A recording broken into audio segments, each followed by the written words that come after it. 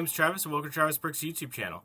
Today we're talking about train tracks. We're going to cover a whole bunch of things, so this could be a little bit of a long video, and I'm going to try to use the markers down in the comments below if you want to jump around to get to the part that you actually want to know. We're going to talk about kind of designing cities around train tracks and what I've done to make it work in my city. We're going to talk about ballasting because I don't feel like there's a lot of good information out there about ballasting. At least when I looked, there was not a lot of great information, and just those types of things. And so we're going to first go take a look at my city and see kind of what ballasting is, kind of where I've used tracks, kind of how I've designed my city around train tracks, because really and truly you kind of have to plan around the train tracks because they just take up so much room. It was actually trains that was kind of one of the reasons that I wanted to build a city. I had trains when I grew up, like the actual like Lionel type trains. I don't remember the gauge anymore. But anyways, I had those when I was a kid. And then when I started to build modulars, I was like, oh, I can add a train to the city. And so that was kind of one of the main things for me when I started building a city, was to have trains involved. So even from my earliest city, I had a train in it. And so I had to kind of figure out how to get the tracks to work and kind of what that all entailed and all those types of things. So I'm going to kind of explain, I'm going to go show you in the city, and then we'll talk about kind of why I made some decisions on that. Okay, so this is the original part of my city, and as you can see, we got a double train track here to accommodate the station, double tunnel, and down to curve, down to a single tunnel. And you can see all this is ballast, which this is what ballasting is called, the kind of thing that changes it from just normal train track into having like a track bed. And the other thing that this allows is this allows curves to be actually clipped into the base plate, which we'll talk about in a minute. But this is pretty much the standard way to do ballasting, and I'll show you where I got those standards here later. But I wanted to show you this. This is the standard stock way to do ballasting. Sometimes people will use brown instead of black, but as far as parts usage and kind of the looks of it, this is the standard way. You can see there's even ballasting for switches and then curves all the way around. So this is the kind of stock typical way, and then let me show you a kind of a little bit non-typical way. Okay, this is still a little bit of a mess, so pardon the kind of extraneous bags of crap and stuff everywhere. But this is a little bit more non-typical. So you can see the track comes all the way to the edge of the plate here, all the way to the edge of the plate there. You can see a little bit more tile here. You can see there's a lot of tile here. It's just a little bit more not typical. There's a little addition piece in the middle here. There's an addition piece over here. So this is a very non-typical track setup. But I still did ballasting the whole way around all of it. So this is so you do not need to accept the current standards as far as ballasting goes. And you can even see as you get up here into this area, it's a little bit non-typical as well. So I'll show you kind of why this is not typical and why I needed to do this to accommodate this actually, because a curve takes up 1.5 base plates wide and 1.5 base plates long. And so to accommodate that, I had to come all the way out here and then do all kinds of weird, crazy things to make this work, to get it outside of this curve, which someday I will do a video about this, hopefully soon. But this came out to the edge to accommodate this. This changed from its typical form to accommodate this. So, it, you know, kind of your roads, your tracks, your city kind of all have to work together to make this all work. Okay, so before I get into the nitty-gritty details about all of this, the biggest problem with train track is that if you want to tack it down, the straight track tacks right down to a base plate, no problems, right? That's attached, that's fine. Curve does not. No matter what you do, there is no good way to tack this down to a normal base plate. Now, could you do something like put something down like this and then attach something like this? I need one more. If you do something like this and then like this. Yes, absolutely. Does that work? Yeah. It's not, I mean, it's moving a little bit, but if you did it a couple different points, that would absolutely work. But that looks like, that does not look good, to be honest. So you need to do something to get this to be able to be to get this to attach to a base plate. The other thing is, and of course Harley is going to play right now. The other thing is this, I personally don't like the look of this super wide railroad tie for each one. I just think it doesn't look right for the scale of everything else. And so in order to get this to be more accurate and do a single width across these, you have to fill all these in and then, do every other one. It's hard to do that with this because, you got these weird sizes because this is a curve. So ballasting lets you do all of those things. The unfortunate, and maybe the two kind of unfortunate things about ballasting is, first, it raises your track up by a full brick.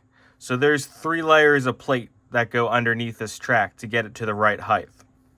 Or I guess 3 layers if you count this one. Okay? So that means your track's coming up off the base plate fairly high. I mean, as far as things are concerned, especially if you have your road sunken into a mills plate, there's almost a brick and a third, maybe, if I did my math right, difference between the road level and the track level.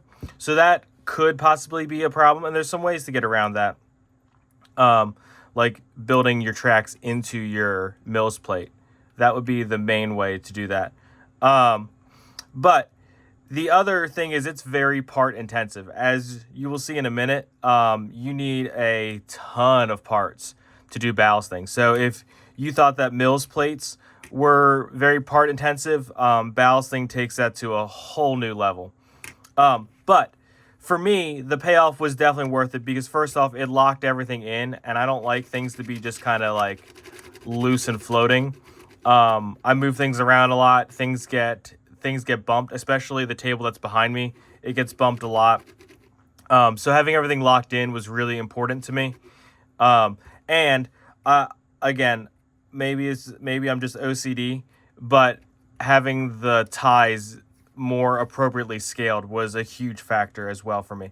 So I'm going to show you the guides that I used to do the ballasting, and then we'll talk about actually doing the ballasting. So this is the L Gauge website, and L Gauge stands for Lego Gauge. And this is the generally accepted place for all repository of train knowledge for the most part. And so there are tons of really cool things on this website, probably more information than you ever needed to know. And so before we get into the ballasting, let's just take a look at a couple things on here. This is track geometry, which, you think is not rocket science, but is in fact hugely rocket science.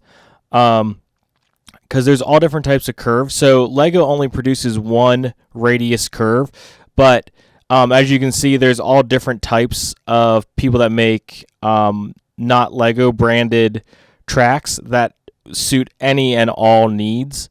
But here's really the coolest part is if you want to make curves that interlock and go with the same ratio the whole way across, you have to use some aftermarket curves. And this is a great way to tell you what you need, kind of how the switches line up, if you want to do other different types of switches, and kind of in that same vein of stuff, reference track configurations. Again, this is talking about using some not standard Lego track, but if you need to do reverse loops, offsets, crossovers, return curves, diagonal track, Y junctions, literally anything that you can think of. Someone has already done all the math for you, figured out what you needed, and it's all here. So that's super cool. This stuff is always being added to this website. And the other thing I want to point out here is modular standards. They talk about mills and not only just how it applies to railroad, but they also talk about roads, paths, creek beds. The most important thing here is this right here, this mills track elevation module.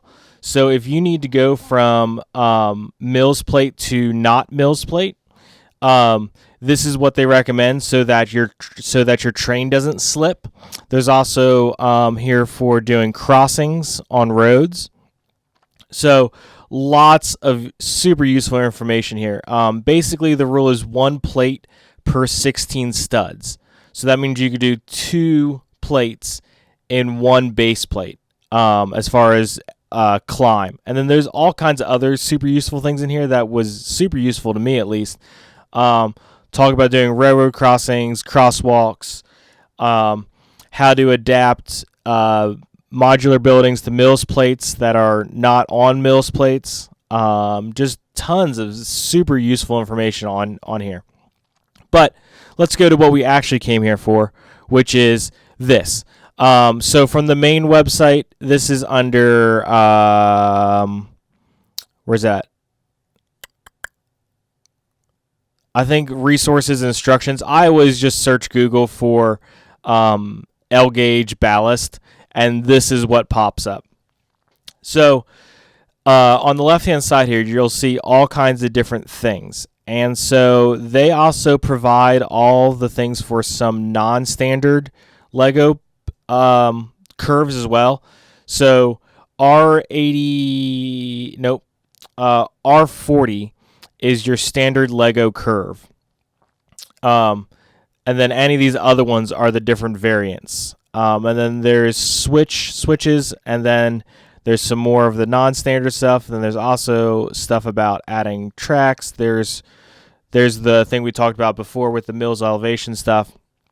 Anyways, the one thing to note here is that you need to both do the ballasted straight track and then what I call like the bed. Okay, so if I click on this one, I'm going to click on the download reference sheet, and you'll see this only builds this part of the track. Okay, and you can see it gives you, it's almost as if they're actual Lego directions, right? And we're going to talk about how I've modified this, or not modified, but how you don't have to take these as gospel as far as what parts to use. They're just kind of guidelines, kind of like parlay. So after you've done the top track part, you then also need to do the bed or the base for that other part to sit in. Okay. And that's true of all of this. So if you look at the R40 curve, which is your standard Lego curve, you can see a ton of parts here. But you build all these parts, and then you get this at the end, and then you have to, clip them all together because you'll need multiples of those. Whoops, sorry, wrong button. And then you also need to build this monstrosity to make the bed for the curve. And this is where really you can kind of cheat some tiles because there's 101 dark bluish gray tiles or dark gray tiles depending on what you're doing. That's a lot of tile, and you don't really and truly need to do it that way. So we'll take a look at kind of what I've done to minimize some of this and kind of some ways that you can possibly fudge some of this to get some numbers. But as you can see, it's all down to, directions, and there's a ton of steps. Sorry if that makes anyone, but there's the ending result. So you need this in addition to the actual track parts to do this. And like I said, they have this for all of the different curves. Let's take a look at the switches real quick. So this is to do just the switch part, which really a switch takes up a base plate and a half, because you also need, here as you can see, denoted 0, 1, 4, and 0, 1, 5. You need kind of both of those. but there's a ton of parts for this as well. But again, there is both the base plate and then also the part that attaches to the switch. Let me scroll down here to the kind of there. You can kind of see a little bit better there. But even here, you can see that the switch is kind of ballasted itself, and then it sits down into the plate and kind of interlocks, and then you add the stuff over the top side of it. And they have that both for left and right hand switches, and then, as I said before, you would need that extra little piece to finish it off, which is this one. Which this straight piece is just your normal straight piece. The curve is just a little different to accommodate the rest of the switch. So anyways, that's where you kind of get the guides from, and there's all kinds of extra stuff in here. Like, let's look at this elevation one real quick. You know, the and this is true of any of these parts, the colors that are not gray basically can be substituted for other things.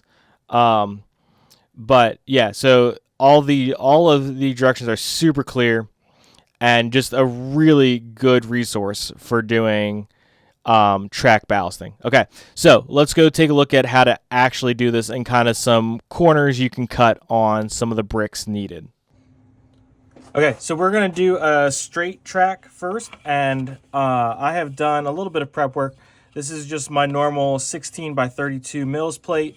I left the middle out, and you'll see why in a minute. This applies the same to a 32 by 32 mils plate. You would just have this doubled if you needed to put track on one side or the other.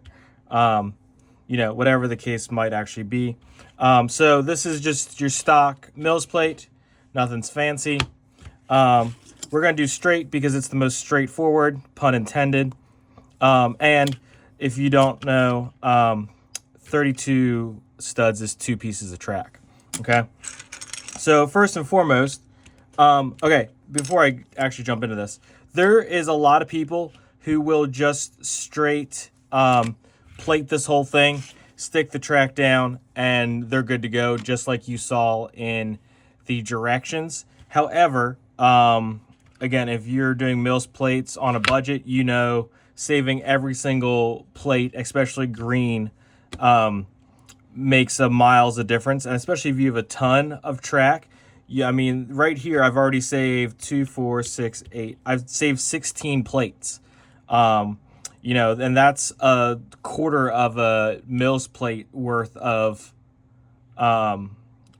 plates. So, quarter, eighth. Anyways, math. But saving those plates could be huge for those of you that are trying to do this on a little bit of a budget. So I tend to not worry too much about plating it. And so what I do is I leave those bricks in, and then I add this extra little bit. And what this is going to do is this is going to let me sit this down right on top of here and fill in around it so that I don't need to build this all up, okay? So it just kind of saves a little bit of brick on both the front and back end of that. And I think it makes it actually a little bit sturdier, maybe. But maybe not. But anyways, so that's the first step as far as that prep goes. And then I have a giant bag of dark bluish gray 2x plate that I just use, that I basically keep around just for this. And so step one is to just kind of randomly, and as you can see, I have totally ignored most of what the lug guide says to do, because at the end of the day, it doesn't really matter as long as you get to the same end goal, right?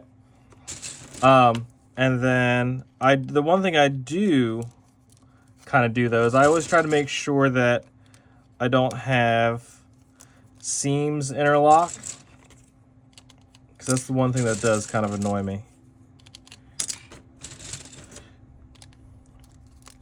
Okay, so there's one side. I'm going to do the same thing on this side.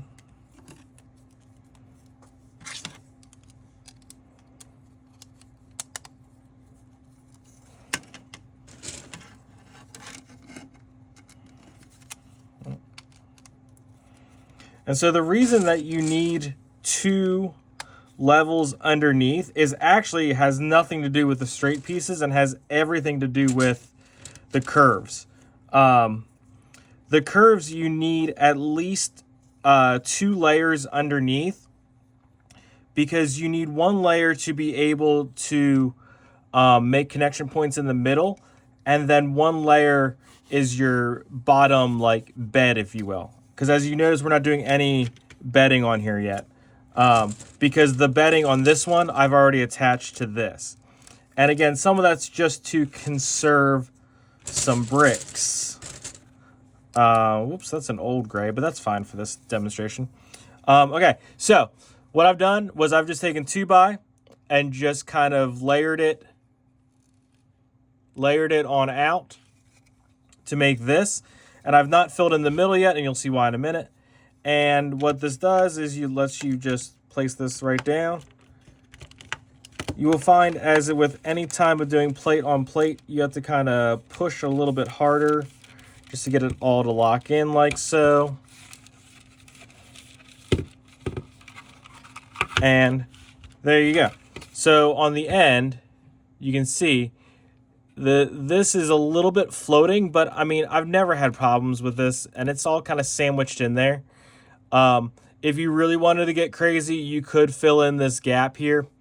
I don't know if it's really and truly worth it, to be honest. But if you wanted to, you definitely could, so that your edges of your track were supported. But like I said, I've never had any problems with that. And then you just go through, and this is going to be a little bit annoying for me because I usually have these already parted out. And then you just go back through and fill in. Oh, another old gray there.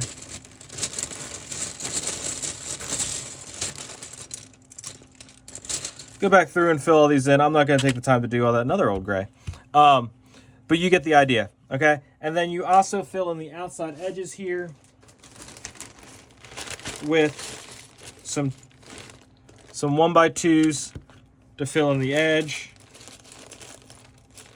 And so on and so forth. Okay, so imagine that all the way down. And then you put your ties across. Okay, I'm not going to belabor the point. I think you all are probably capable of that, but you just need a 1x4 tile and then a 1x1 tile. You alternate. You have to be careful if you're just doing these not in your layout. And what I actually do is I will actually tile them once I have them in place. And the reason is because there's a male and female end, for lack of a better term, because you'll have a tile here, but the tile on this end is actually here. So you have to make sure that you don't put like one that's a tile here and then the next tile here. It's easy to get them flipped around. So I always tile them once they're actually sitting in the city, just so I don't have to think too hard about that. And in fact, I messed that up pretty colossally on my station because I wasn't paying attention. So you do have to kind of watch that when you're putting in the tiles. But aside from that, it's all pretty stock standard. So that's for this. What we're going to do for the curves is I'm going to show you how to build the curve top part.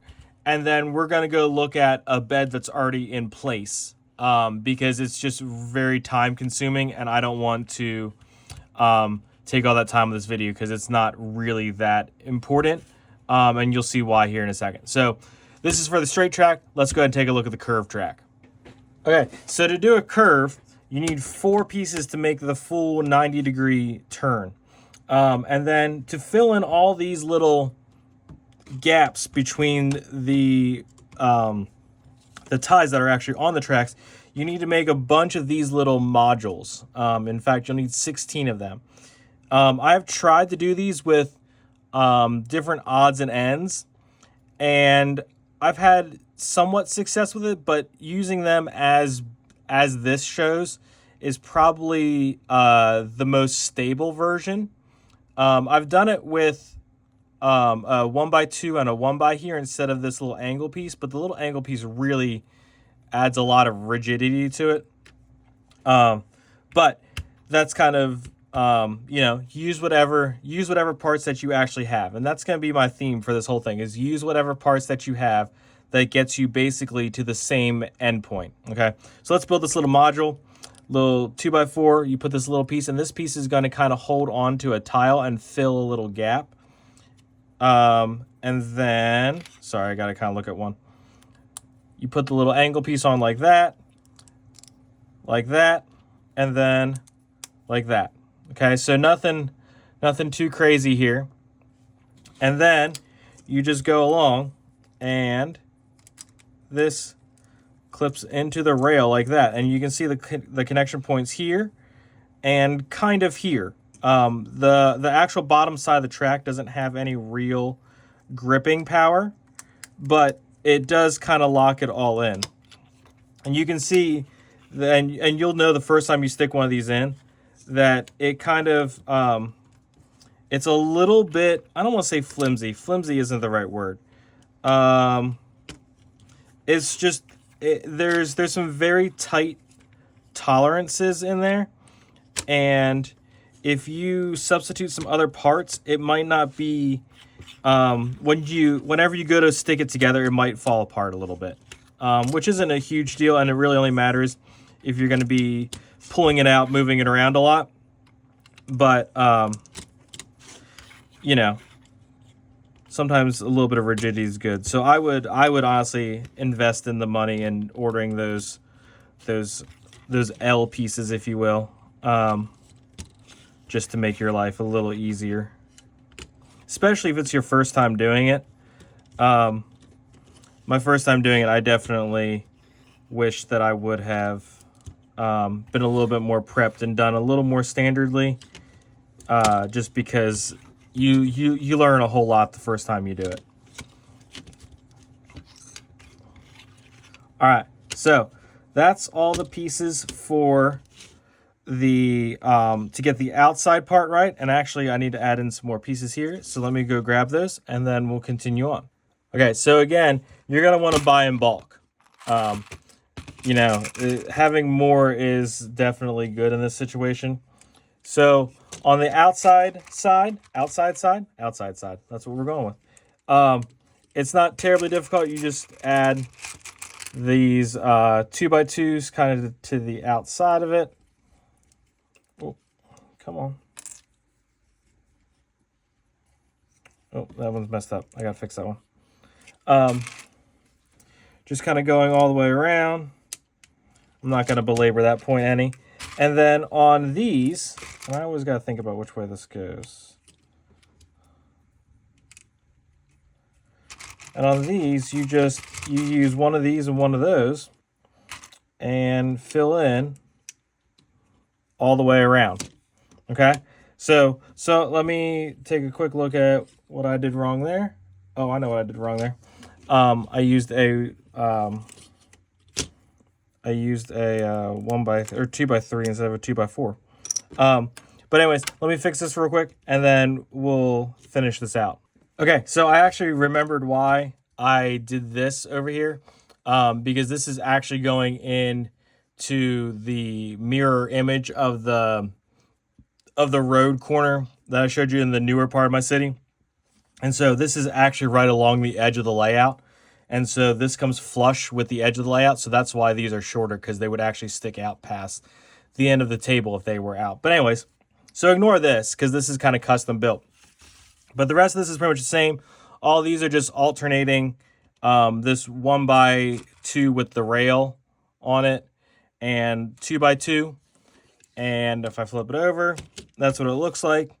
And then when you start to stack tiles on here, it starts to cover up all these gaps. So it actually works out that it covers all of the gaps, which is super duper cool. And so that's the curved track part of it.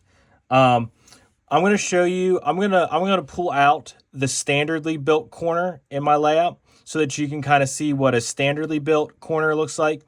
And then I'll pull out the corner that's against the road to show you kind of what a not standardly corner bed looks like. And similarly, Actually, I bet if you look, I don't remember right now off the top of my head, but I bet if you look on the corner of the not standard built, I think some of this is missing as well to accommodate that road that comes right up against the track. So let's go take a look at a standardly built bed, and then we'll take a look at a non-standardly built bed for a 90-degree curve. The one thing I forgot to mention, since I didn't talk directly about tiling the curve, every other one you need to add a 1x underneath the 1x1 tile. You need a 1x1 plate to make it up to the correct height. The outside, you don't have to worry about that because it's all every other one and it's all there. But the inside side, you do need to add a 1x1 plate every other place in order to get that tile in there to make that work as far as the, and actually you can see, nope, it's right. Anyways, so you do need an extra little 1x there occasionally to get that to all lay out appropriately. Okay, so here is the curve bed from the what's a pretty standard way. The biggest difference is you can see anywhere that I could use a 2x4 tile, I did. So they in their directions said to use 2x2s. I used 2x4s in a bunch of places, just because that's what I had a bunch of from those road plates. I had a bunch of extras and just from other things. So 2x4s work as well as two 2x2s.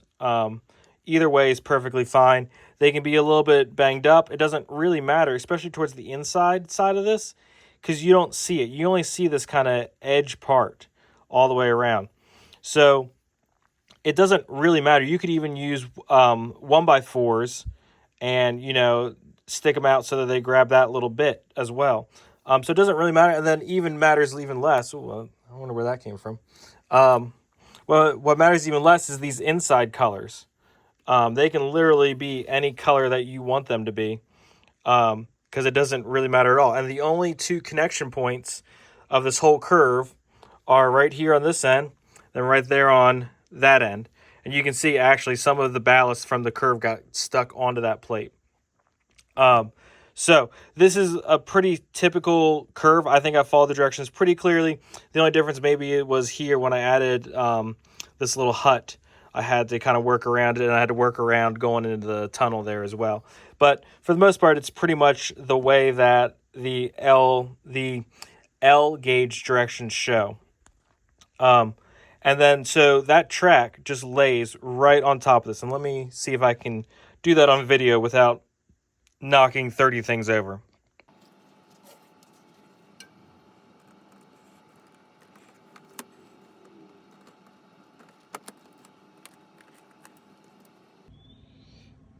Okay, so as you see on this bed, I didn't actually put any tiles down the middle. So I might actually still do that a little bit. You can see I use all different types of colored plates. You can see I used a bunch of 1x4s along here, just to kind of grab that corner. I used a bunch of different like 1x rounds on the outside here. I didn't tile in nearly as far as I did on the other one. If you would look at these side by side, you would be shocked at kind of how different they look. And I even used a printed tile there because it didn't really matter because you were only going to see it from the side. It was just there for support, basically. So don't feel like you're obligated into doing what you need to do. Also, things like this. So I needed to add in 4 extra studs here and actually over here to get it to go all the way out to the corners of the plate, because that's, you know, the 90-degree turn was only so far, right? So, or is a fixed distance. So I needed to add in 4 studs on each side to get me to where I needed to go with that. So little things like that also cause kind of hiccups and are not prescribed in those directions. So you kind of got to account for those. And it's a relatively simple thing once you've done a couple of the normal ones to kind of understand how to adapt into whatever odd or unusual situation you actually have. And I would say this is a pretty odd situation. I don't know how many people run their trains right to the edge of their table and right up against the road. So know that you can change what it says on the directions. I feel like sometimes people get so caught up in what it says on the directions that they have to do that, and really they don't. So this is a very non-typical one, and like I said, the curve that we built earlier is for the other side of this, and you can see here I had to shave this off so that it wouldn't stick out over the edge of the table. And you can see I even put a little 1x2 with the rail to just get a little more coverage over here. But really, at the end of the day, I have these plates here to kind of cover up and make it look somewhat like ballast and make it all blend in together. So that's, a little bit more of a customized corner. Okay, so that's ballasting. My couple of pointers that I just want to really hit home is to use the guides as guides. They are purely just guides. Now, if you want to follow them brick for brick, great. It'll work out perfect. But use them as guides. Adapt them to whatever situation that you have. Like the one that's on my corner. That's a very unique situation that there is no guides for. So just adapting to those types of situations, and also adapting to whatever bricks you already have.